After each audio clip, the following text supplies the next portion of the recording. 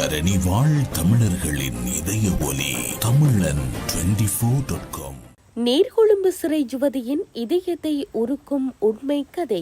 காதலனை நம்பியதால் கை நழுவிய மருத்துவ கனவு. டெங்கு ஒழிப்பு நடவடிக்கை ஒரே நாளில் 21 லட்சம் அபராதம். நகைக்கடையில் தங்க காப்பை திருடிய பெண். புகழ்பெற்ற பின்னணி பாடகி எஸ் ஜானகி காலமானார். முதலமைச்சர் விஜயின் ஜனநாயகன் ரிலீஸ் திகதி வெளியீடு.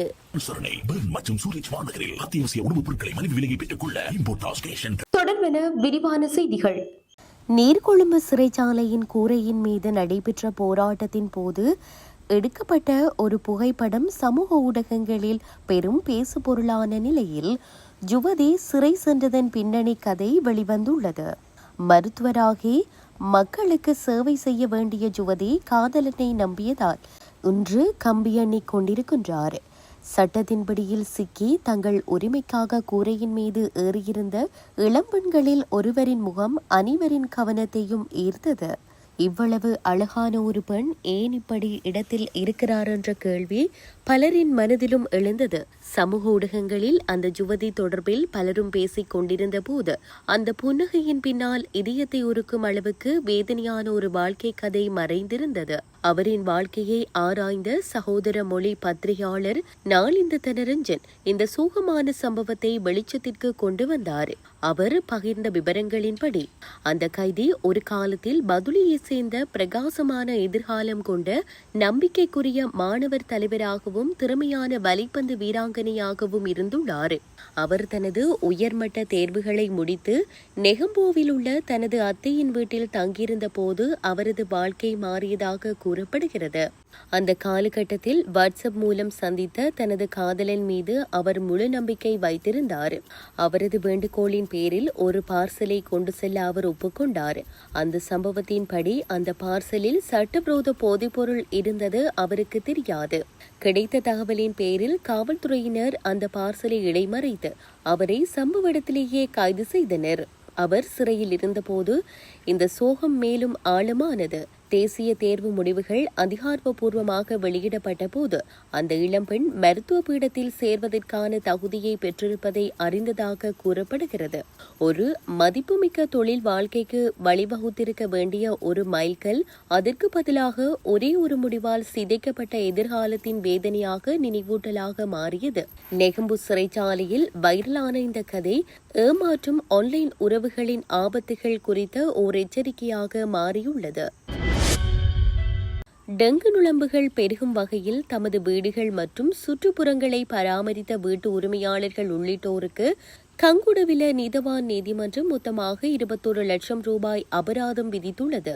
மகரகம சுகாதார வைத்திய அதிகாரி பிரிவில் முன்னெடுக்கப்பட்ட டெங்கு ஒழிப்பு வேலை திட்டத்தின் போது வீடு வீடாக மேற்கொள்ளப்பட்ட பரிசோதனைகளில் டெங்கு நுளம்புகள் பெருகும் இடங்கள் கண்டறியப்பட்டதை தொடர்ந்து சம்பந்தப்பட்டோருக்கு எதிராக நீதிமன்றத்தில் வழக்கு தொடரப்பட்டதாக அதிகாரிகள் தெரிவித்துள்ளனர். இது ஒரே நாளில் விதிக்கப்பட்ட அதிகபட்ச அபராத தொகை என மகரகம சுகாதார வைத்திய அதிகாரி அலுவலகத்தின் நிர்வாக பொது சுகாதார பரிசோதகர் நளின் கல்தேரா தெரிவித்துள்ளார்.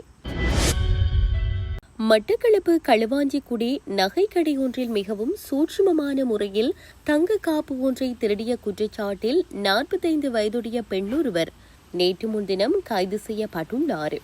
அம்பாறை பிரதேசத்தை சேர்ந்த பெண்ணொருவரே கைது செய்யப்பட்டுள்ளார். கடந்த ஜூன் மாதம் 4ஆம் தேதி குறித்த நகைக்கடைக்கு நகை கொள்வனவு செய்ய சென்ற இப்பெண் அங்கிருந்த 1.5 பவுன் நிறையுடைய தங்க காப்பு ஒன்றை ஊழியர்களின் கண்ணில் படாமல் மிகவும் சூட்சுமமான முறையில் திருடி சென்றுள்ளார். திருட்டு சம்பவம் தொடர்பாக நகைக்கடை உரிமையாளரினால் களுவாஞ்சிக்குடி போலீஸ் நிலையத்தில் முறைப்பாடு செய்யப்பட்டிருந்தது. முறைப்பாட்டிற்கு அமைவாக போலீசார் விசாரணைகளை முன்னெடுத்து வந்த நிலையில் போலீசாருக்கு கிடைக்கப்பெற்ற ரகசிய தகவலின் அடிப்படையில் களுவாஞ்சிக்குடி ஆதார வைத்தியசாலைக்கு முன்னால் வைத்து பெண் கைது செய்யப்பட்டுள்ளார். அத்துடன் அவரிடமிருந்து திருடப்பட்ட 1.5 பவுன் தங்க காப்பும் போலீசாரினால் மீட்கப்பட்டுள்ளது. கைது செய்யப்பட்ட சந்தேக நபரையும் மீட்கப்பட்ட தங்க நகைகளையும் நீதிமன்றத்தில் முன்னிலைப்படுத்த நடவடிக்கை எடுத்துள்ளதாக போலீசார் தெரிவித்துள்ளனர். இந்தியாவின் தலைசிறந்த பின்னணி பாடகிகளில் ஒருவரான எஸ் ஜானகி வயது மூப்பு காரணமாக நேற்று காலமானதாக அவரது உறவினர்கள் தெரிவித்துள்ளனர். அவர் தனது 88வது வயதில் காலமாகியுள்ளார்.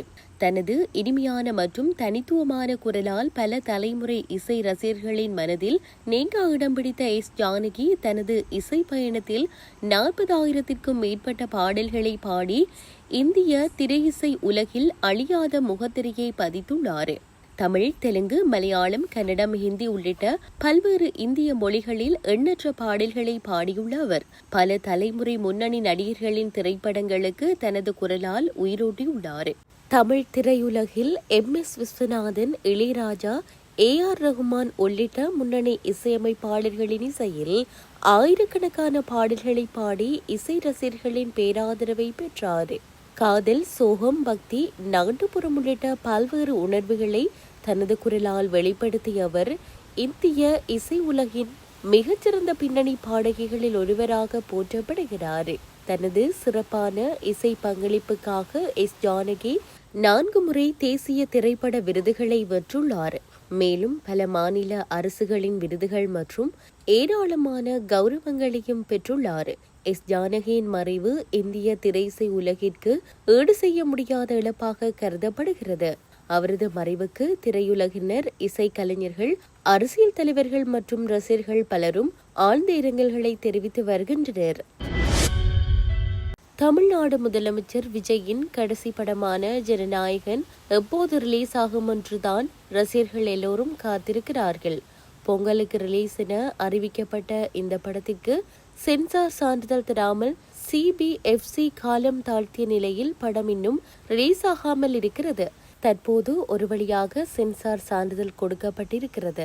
பலகட் மற்றும் மியூட் உடன் சான்றிதழ் வழங்கப்பட்டுள்ளது. ஜனநாயகன் படம் ஜூலை 24ஆம் தேதி ரிலீஸ் என்பதை ஜூகோவில் படத்தை ரிலீஸ் செய்யும் நிறுவனம் அறிவித்துள்ளது. மேலும் முன்பதிவை தொடங்கியவுடனே பல ஆயிரம் டிக்கெட்டுகள் விற்றுவிட்டதாகவும் அந்த நிறுவனம் கூறியிருக்கிறது. இலங்கை குடும்பம் ஒன்றை கசகஸ்தானுக்கு கடத்த முயன்ற சர்வதேச கடத்தல் கும்பல் ஒன்றை தாய்லாந்து குடிவரவு அதிகாரிகள் முறியடித்துள்ளனர். பாங்காக் டொன்மியுவாங் சர்வதேச வானூர்தி நிலையத்தில் வைத்து இந்த சம்பவம் கண்டறியப்பட்டுள்ளது. குறித்த இலங்கை குடும்பத்தினர் முதலில் தமது சொந்த கடவுச்சீட்டுகளை பயன்படுத்தி தாய்லாந்துக்குள் நுழைந்து அங்கிருந்து தரை வழியாக மலேசியாவிற்கு சென்றுள்ளனர். பின்னர் மலேசிய பெண் ஒருவரின் உதவியுடன் மலேசிய கடவுச்சீட்டினை பயன்படுத்த கசகஸ்தான் செல்ல அவர்கள் முயன்றுள்ளனர். இதன்போது மலேசிய பெண் இலங்கை தம்பதியினரின் பிள்ளைகளை தனது சொந்த பிள்ளைகள் என கூறி போலி ஆவணங்களை சமர்ப்பித்துள்ளார். எனினும் வானூர்தி நிறுவன அதிகாரிகள் ஆவணங்களில் இருந்த குளறுபடிகளை கண்டறிந்து அவர்களை விமானத்தில் ஏற அனுமதிக்க மறுத்துள்ளனர். இதனால் தமது பயண திட்டத்தை மாற்றிய அந்த குழு மியான்மர் வழியாக கசகஸ்தான் செல்ல முயன்ற போது டொன் மியூவாங் வானூர்தி நிலையத்தில் வைத்து குடிவரவு அதிகாரிகளால் கைது செய்யப்பட்டுள்ளனர். விசாரணையில் இலங்கை தாயும் மூத்த குழந்தையும் பிறருடைய மலேசிய கடவுச்சீட்டுகளை சட்டவிரோதமாக பயன்படுத்தியமை கண்டறியப்பட்டுள்ளது. இளைய பிள்ளை மட்டுமே சட்டபூர்வமாக வழங்கப்பட்ட மலேசிய கடவுச்சீட்டை பயன்படுத்தியதாக தெரிவிக்கப்படுகிறது. குறிப்பாக மலேசியாவில் வெளிநாட்டு சிறார்களை அழைத்து வந்து போலியாக பிறப்பு சான்றிதழ்களை பெற்று அதன் மூலம் உண்மையான மலேசிய கடவுச்சீட்டுகளை தயாரித்து ஐரோப்பா மற்றும் மத்திய ஆசிய நாடுகளுக்கு விசாயின்றி செல்ல வைக்கும் சர்வதேச கடத்தல் கும்பல் குறித்து பிரித்தானியா, கனடா மற்றும் இலங்கை ஆகிய நாடுகளின் புலனாய்வு அமைப்புகள் முன்னரே எச்சரித்திருந்தன.